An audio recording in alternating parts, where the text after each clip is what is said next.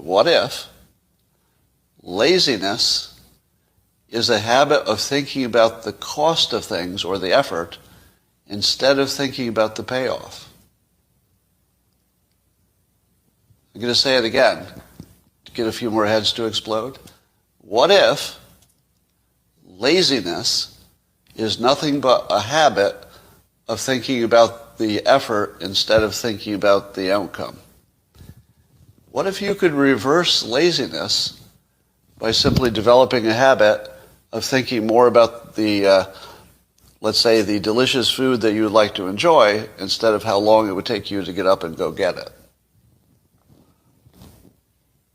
So, but the real question is, if you were to test this at home and try to see if you can think more about the good outcome and less about the work, would you get it done? Why is it that people have a second child? Why does a woman who goes through this awful, awful childbirth have a second child? Don't they always say the same thing? If I remembered how bad this was, I wouldn't do it again. Right? So the not thinking about the effort is vital to actually the survival of humanity. If we focused on how hard it was to have a baby, you just wouldn't do it, or you do too little of it.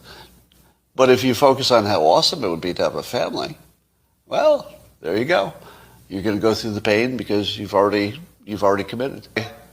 Am I ambitious, or do I simply have a thinking habit which produces dopamine because I'm thinking about the positive outcome?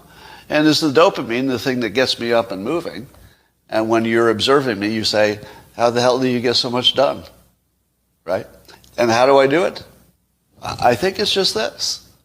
I think it's just this. When I think of all the things I do, I think about them in terms of their benefits.